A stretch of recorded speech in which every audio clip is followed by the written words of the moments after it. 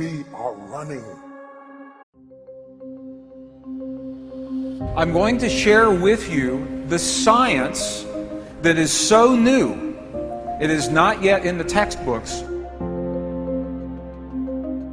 It is the science that you and I and our children will use to solve the problems that we're leaving in the world today. It's a very different way of thinking about things. I'm going to tell you, there is a language. There is a language that lives in every human that walks this earth. It's a language of no words. It's a language that was lost to Western traditions 1,700 years ago. We're going to learn how to use this language to speak to the divine matrix. Every one of you is speaking to this field every day. The question is, do you know what you're saying to the field? We ask the question, who are we? What we know is that we're made of quantum energy. For 70 years, scientists have been telling us that we are little particles of quantum energy. And now we believe them. But now scientists say those little quantum particles can do miraculous things, amazing things. But the scientists say those miracles have nothing to do with your life. For example, quantum particles, we know, can exist as a physical particle, like this. It's a quantum particle. That particle can exist invisible. The particle is still there. It has just changed its form. Quantum particles can exist in one place in a moment in time. Quantum particles can exist in two places or many places at the same time, and they are always connected. They are always connected with one another. So the particles are always connected. Quantum particles can communicate with themselves in the past and in the future. This is very interesting. Scientists can take a quantum particle and they know everything there is to know about this particle. They know its rotation, its plus, its minus, its charge in the present. Now, they can take it into the future, and now this is the past, this is the future. They can change the particle in the present, and it changes the particle in the past, even though the past already happened. So the question is, we're made of those particles. So can we do what these particles can do? We're made of quantum particles.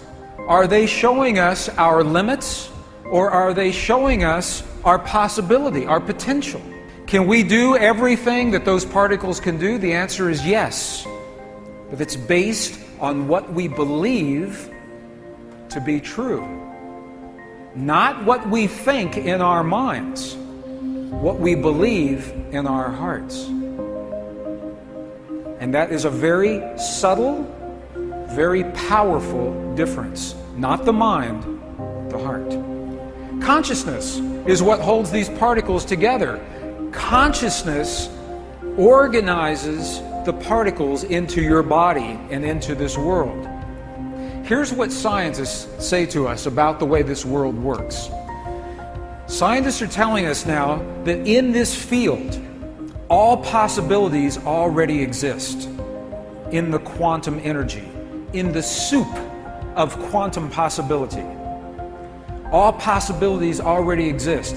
In the quantum possibilities, you are already healed. Peace has already happened.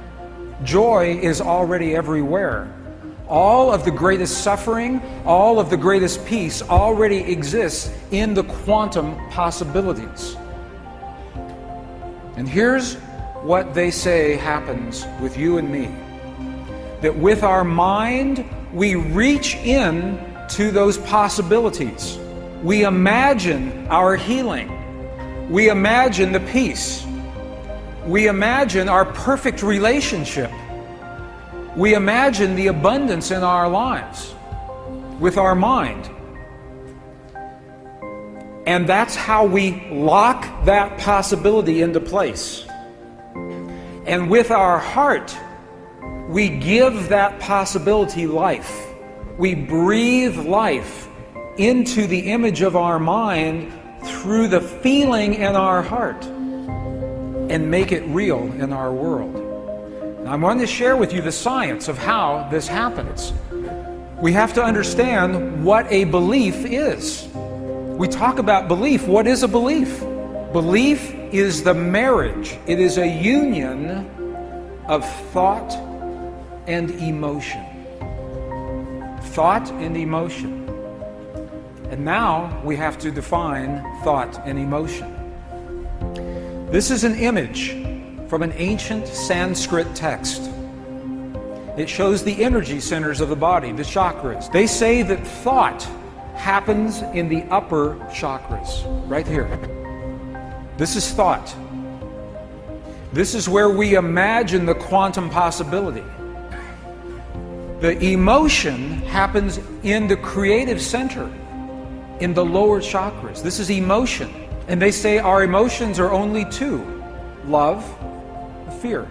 So when we think a thought in our mind, we fuel that thought. We give our thought life through the love or the fear that we place into the thought. And when we do that, we create a feeling. And now we have a definition for feeling. Feeling is the union, the marriage of emotion and thought. What we think of a possibility and our love or our fear of that thought. What is the one energy center in the body that does not have the circle? What is the one center that we have not talked about here? The heart. Feeling happens in our heart. Feeling doesn't happen in the mind. Feeling doesn't happen in the lower, well, a little bit, but not much in the lower centers. Feeling happens in our heart. Feeling and belief are connected. Feeling and belief. So in our hearts, we have hate, sadness, joy, compassion. These are feelings. These are not emotions. To have hate, sadness, joy, compassion, we must have a thought, and then the love or the fear for that thought that creates these feelings. So now we have a definition of feeling. So our belief translates the quantum possibilities that we imagine into the physical reality of our world. And I want to show you how. I want to show you how that happens. I don't want you just to believe me, to take my word. I want to show you the proof so your mind can see the proof. Belief is what translates those possibilities into the atoms of our world. The quantum possibility exists as waves only. But this world is made of atoms. So I think you're going to like what you're going to see. Do you remember a long time ago when I was in school, and maybe when you were in school, we were told that the atom looks like this. Looks like a little solar system. Long time ago, remember? And we were taught that the atom is made of things. A thing in the center and things that orbit, things that circulate. Okay? That's not what scientists believe today. Now the atom, they believe, looks like this. It looks like energy. The atom no longer looks like things, it looks like waves of energy rather than particles of things. Now this is very important. You're going to see why. I think you will like what you're going to see in just a moment. So the quantum atom is made of waves of energy rather than particles of things. And this is very important. This is very important. If you want to change an atom, you have to change the energy that the atom lives in. If you want to change the stuff, the physical stuff of our world, you must change the energy that stuff exists within. We're going slowly because something big is about to happen here. Einstein said this very well. Einstein actually said the field that connects everything together is what he called the governing agency of the particle. Einstein said the field is what determines how the atom behaves. It's in the field. So the field that we're talking about, the field is made of electrical energy, it's made of magnetic energy, two energies. The field that holds everything together. This is out of a traditional text, a traditional physics text. Look at what this says. This says if you change the electric field, that you will change the way the atom behaves, and there's actually a name for this. It is called the Stark effect.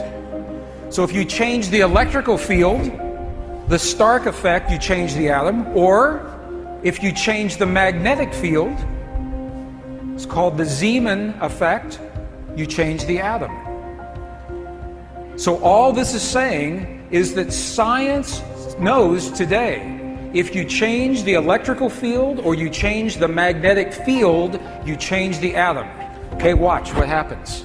What organ in your body produces the strongest electrical field in your body? Your heart. And it's where you have the feeling. A feeling is actually creating waves of electrical and magnetic energy in your heart that changes your body and changes your world. But you don't have to know that because you simply had a feeling. And this is what the ancients understood and what they left in their temples, in their texts, in the monasteries, in the language of their time. They understood this. Our heart, look at this. The human heart produces the strongest electrical and magnetic fields in the body. Some people said the brain. The brain does produce these fields, but look, the heart's electrical field is 100 times stronger than the brain. 100 times stronger than the brain. The heart's magnetic field is up to 5,000 times stronger than the brain's magnetic field. Our heart produces the fields that change our world and change our body. Can you see that so far? Beliefs create the electrical waves. Beliefs change those magnetic waves. What you believe about yourself, what you believe about me, what you believe about your world, about your relationship to God, about peace on this earth is creating what is happening on this earth right now. Beliefs change our physical world. Beliefs change matter.